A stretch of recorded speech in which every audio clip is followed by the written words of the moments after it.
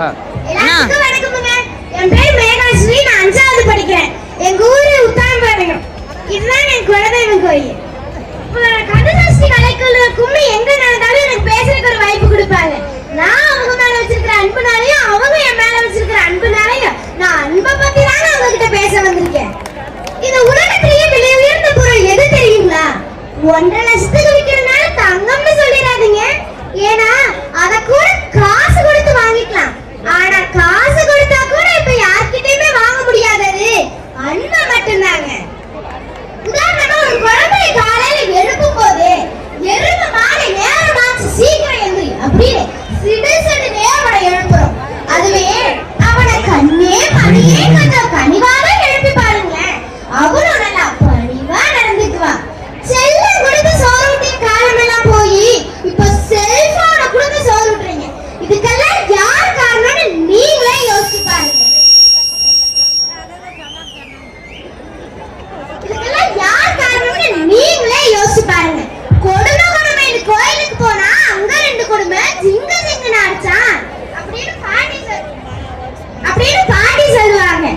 அப்படி வீட்ல இருந்து வெறுப்போட ஸ்கூலுக்கு போனா அங்க டீச்சர் எங்களை நல்லா வெச்சு செய்யறாங்க.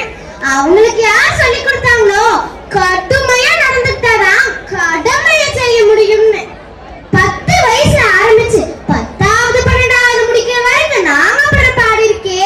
அது அந்த பரமசிவனுக்கே வெளிச்சம். அட புள்ளை போட்டு சும்மா வதைக்காது தான் சொல்லு அது கேட்டுக்கும்னு எங்களுக்காக சப்போர்ட் பண்றதுக்கு வீட்டுல தாத்தா பாட்டி அப்படின்னு 2 ஜீவன் இருந்தாங்க. ஆனா இப்ப என்னடானா அவங்களுக்கே சப்போர்ட்டுக்கு ஆள் இல்லாம அவங்களை தனிமைப்படுத்தி அவங்களையும் அன்புக்காக ஏங்க வச்சிட்டோம்.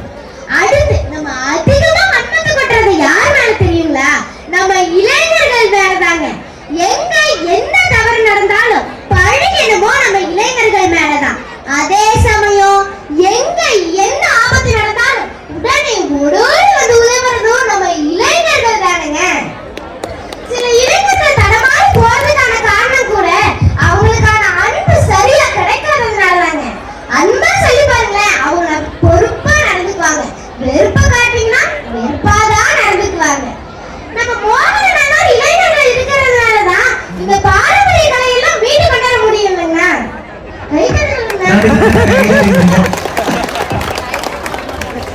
இப்போ ஒரு நாய் கல்லால் அடிச்சோம்னா அது நம்மள கடிக்க வரும்.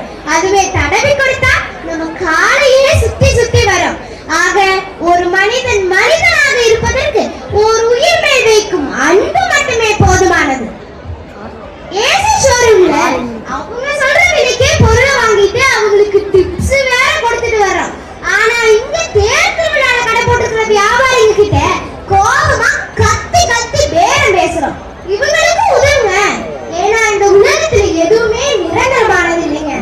அவங்க கிட்ட எல்லாம் பணம் இல்லைனாலும் இப்ப நான் பேசி முடிச்சுட்டு போனதுக்கு அப்புறம் எனக்கு 2 செட் வரைகள் ஃப்ரீயா கூட கொடுக்குற நல்ல மனசு அவங்க கிட்ட இருக்குங்க. ஒரு வாயு 2 உதடு 32 பல்லு ஒரு நாக்கு